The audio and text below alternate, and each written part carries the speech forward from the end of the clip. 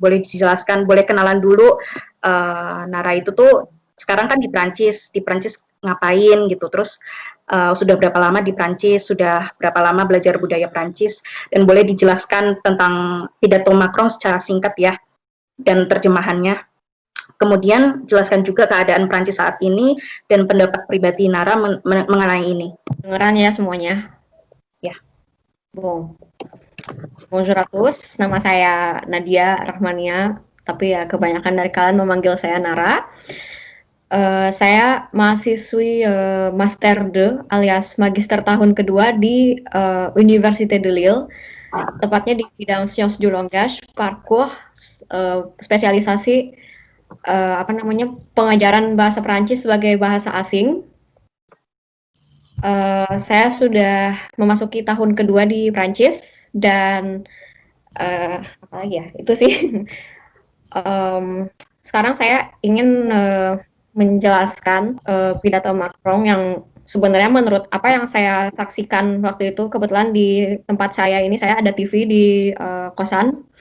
Saya juga ikut nonton penghormatan terakhir di mana Samuel Paty. Saya menyaksikan sendiri pidato Macron waktu itu dan entah kenapa saya mengacu kepada tulisan geger pidato Macron yang saya juga temukan di grup orang Indonesia di Perancis itu, kenapa tanggal 25 sedangkan penghormatan terakhirnya itu kan tanggal 21 ya, 21 Oktober. Ya, cuman belum saya kulik-kulik lagi. Di situ Macron bilang rien ne nous fera reculer jamais. Ya, artinya nggak ada yang membuat kita mundur. Kita akan terus maju aja gitu buat melawan separatisme gitu ya.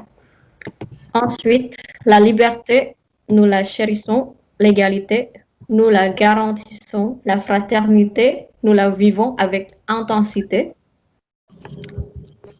Kalau dari teks yang saya temukan ini tuh sebenarnya apa ya, terjemahannya sih udah oke ya, yang bagian barusan kebebasan kita rayakan, kesetaraan dijamin oleh Prancis, persaudaraan juga kita jalanin ya normal.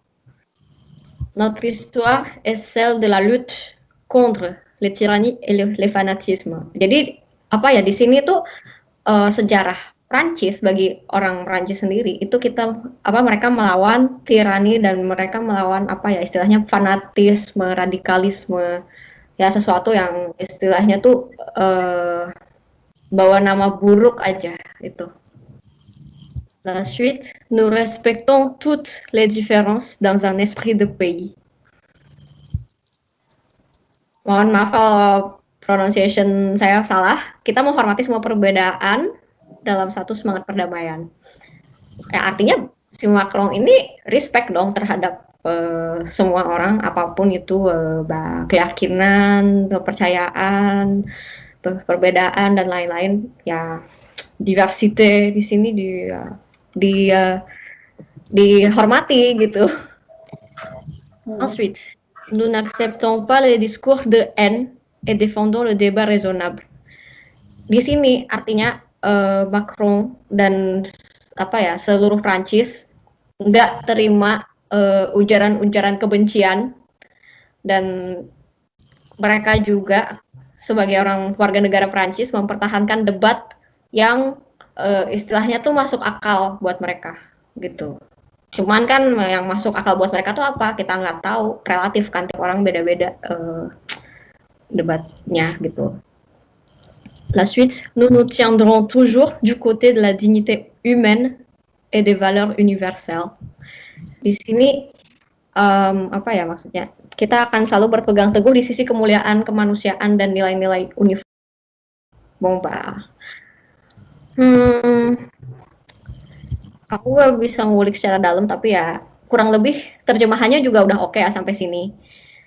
Yang disalahpahamin kita yang juga mayoritas Muslim kan di Indonesia. Mungkin kalau yang aku lihat tuh dari segi istilah aja, Islam, deja, again, tetap Islam. Sedangkan istilah Islamisme itu menurut saya konotasinya tuh terkesan negatif ya, gitu. Dan apa namanya, laicite di sini sebagai warga negara Prancis, apalagi saya yang lagi berada di Prancis itu harus apa namanya, dihormati gitu. Seperti yang ada di sini, Macron itu beliau menegaskan masalahnya bukan laicite, tapi apa ya, prinsip laicite ini menjamin kebebasan untuk beragama atau tidak, kebebasan untuk percaya atau tidak gitu. Nah, cuman di sini saya mau berpendapat sesuai pengalaman pribadi di mana apa ya, kenapa beberapa orang masih mengartikan laicite itu apa ya istilahnya, kesannya tuh jadi nggak bebas. Misal saya dulu waktu mau menjelang magang, nanya apakah saya bisa sholat di tempat magang, ternyata tidak. Meskipun si tempat magang itu nggak dipegang, nggak di bawah kuasa apa namanya, pemerintah gitu. Itu yang bikin saya bingung mengenai laicite gitu, dan kebebasan yang sebenarnya nggak terlalu bebas juga di sini gitu. Sorry Nara motong, itu kejadiannya waktu itu di Prancis waktu kamu mau sholat tapi kayak nggak dibolehin. Waktu itu saya justru minta izin apakah saya bisa sholat di sini, karena kan kebanyakan murid-murid imigran yang nanti waktu itu saya akan tutor itu kan kebanyakan muslim kan. Saya tanya, bolehkah sholat di sini? Nggak boleh katanya. Itu baru nanya aja, bukan saya udah pakai mukena siap-siap sholat itu, enggak. Saya masih harus kulik-kulik lagi kenapa liberté mais pas forcément, bebas but not really gitu. Kalau buat pribadi ya. Aku punya 2 pertanyaan. Yang pertama, jadi menurut saya Islam itu agama Islamnya sendiri. Tapi Islamis itu membawa nama Islam. Jadi kalau misalkan Macron bilang terorisme Islamis, itu apa namanya, teroris yang membawa nama Islam. Betul. Oke, apa namanya, saya tahu, saya mungkin apa namanya, saya tahu Islam itu tidak sama dengan teroris, tetapi dalam konteks ini mereka membawa nama Islam gitu. Dapat kita akui ya. Jadi kayak apa namanya, saya sendiri punya contoh dari agama saya sendiri. Apa namanya, misalkan dulu itu di Prancis hukum Katolik dan hukum negara itu tuh dicampur adukan gitu kan. Dan dulu ada perdebatan masalah kalau misalkan kita mau tobat itu kita harus bayar gitu. Sedangkan apa namanya, nggak ada peraturan seperti itu di Alkitab gitu ya. Itu yang bikin peraturan gereja sendiri gitu.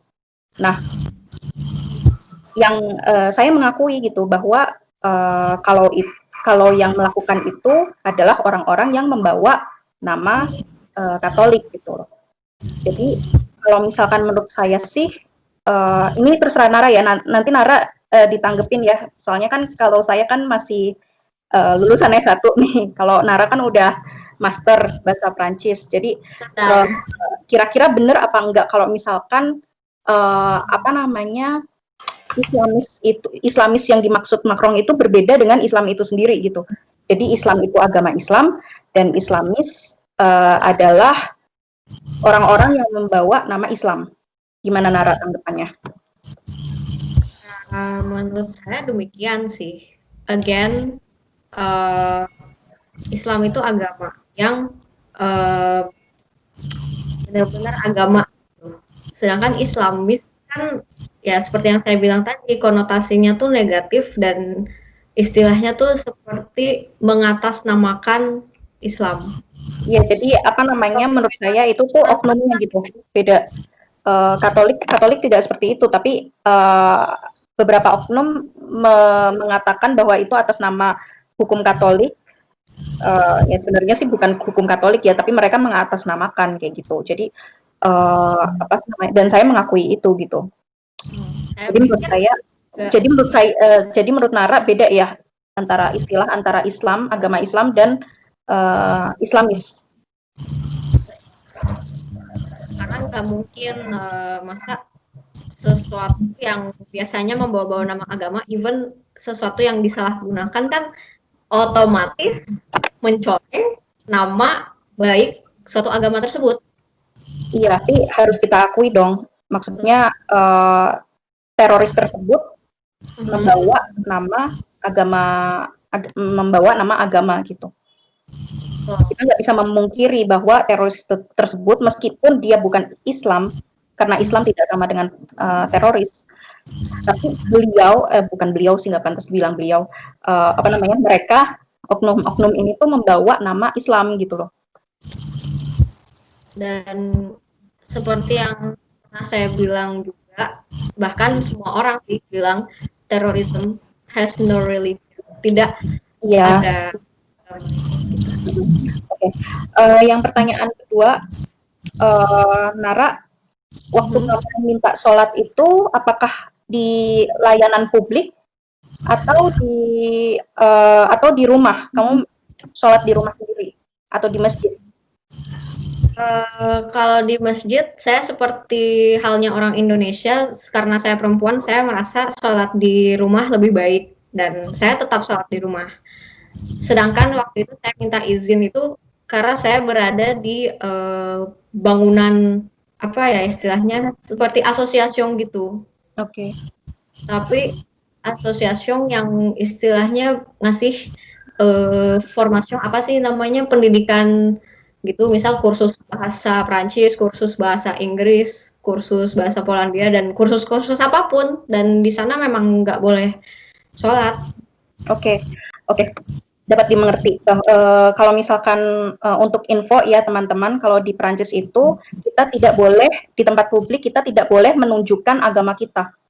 Betul. Nah, mungkin case-nya Nara ini apa namanya, dia kan sedang berada di publik ya, di tempat publik. Betul. Mungkin kalau misalkan Nara sholatnya di rumah atau di masjid, itu mungkin akan diizinkan. Tetapi kalau misalkan apa namanya di ranah publik, kayak apa namanya agama apapun itu tidak boleh menunjukkan keagamaannya gitu. Jadi kebebasan di sini yang dimaksud bukan kita bebas apa sih namanya menunjukkan agama kita, tetapi kebebasan di sini yang dimaksud itu adalah kita bebas untuk memilih kepercayaan seperti itu. Saya udah tahu kan apa namanya mengenai ini. Gimana? Saya garis bawahi, waktu itu saya di tempat magang, saya tetap boleh menggunakan kerudung karena memang di universitas buat yang mau pakai kerudung silahkan. Tapi kan yang saya pelajarin dulu waktu di kuliah sivilisasi, sekolah agak boleh kerudung. Gimana putus-putus, maaf. Saya belajar sivilisasi dulu kan, apa ya, di sekolah itu apa namanya nggak boleh atribut agama tuh ada di diri kerudung. Cuma di universitas buat yang pakai kerudung monggo gitu. Kalau yang lain agama dan terutama yang istilahnya tuh praktis ya, itu aku pernah lihat ada yang pakai kalung gitu-gitu. Jadi ya, emang agak rancu sih. Jadi apa namanya di universitas kita boleh pakai kerudung, di apa namanya tempat publik kita juga boleh pakai kerudung gitu ya. Yang nggak boleh itu hanya di sekolah publik anak-anak, bukan anak-anak apa ya, yang bukan universitas gitu. Jadi sekolah publik yang kayak SD, SMP, SMA, benar nggak Nar? Betul. Tapi nggak hanya itu, jadi buat yang kerja sebagai apa ya istilahnya PNS, kalau di sini nggak boleh pakai kerudung karena bekerja di bawah pemerintah kan. Terus apalagi yang nggak boleh pakai kerudung tuh kartu kesehatan, kartu izin tinggal juga nggak boleh pakai fotonya. Ya, oke. Oke, baik. Apalagi ya? Iya, paling itu kali ya. Jadi mungkin Ika bisa menanggapi kejadian Nara ini. Apa namanya? Saya belum pernah minta izin untuk berdoa soalnya kalau di tempat publik. Tapi kalau misalkan sholat kan memang tidak bisa ditunda ya. Kalau misalkan Ika gimana nih tanggapannya sebagai Muslim yang pernah tinggal di Perancis dan apa namanya? Gue juga pengen tahu pendapat Ika. Ika waktu itu bilang kalau menurut Ika apa namanya Macron kan nggak salah gitu. Iya, gue setuju karena kalau dari sisi apa ya istilahnya mereka didiknya seperti itu, mereka budayanya seperti itu. Mungkin di negaranya dia tidak salah gitu. Tapi kan ini kan apa namanya sudah ke ranah global gitu loh. Nah, sudah ke ranah global. Nah, apakah tindakan tersebut tetap dapat dibenarkan karena beliau berasal dari apa namanya budaya negara yang menganut budaya tersebut atau tindakan tersebut tidak dapat dibenarkan? Boleh Ika tanggapannya? Silahkan. Thank you, Deva. Oke, panggilan aku Ika. Sebelumnya aku pernah tinggal di Prancis dan tadi di sana. Sekarang sedang berada di Indonesia. Jadi aku sebenarnya pengennya tuh ngobrol dari inti problem masalahnya sih. Kenapa ini bisa jadi besar gitu. Dari yang awalnya permasalahan seorang guru di sekolah. Oke, d'accord. Jadi gue pengennya ngobrolnya tuh dari sisi dari mana nih awalnya berita ini itu bisa tersebar luas dengan banyak berita di luar sana dengan tanggapan tentunya yang berbeda-beda gitu. Sebenarnya gue mau koreksi sedikit ke Deva, itu bukan masalah benar atau enggaknya gitu. Gue tidak berpendapat bahwa Macron itu benar atau Macron itu salah, tapi gue lebih mengajak orang itu melihat dari sisi lain dari berita itu gitu.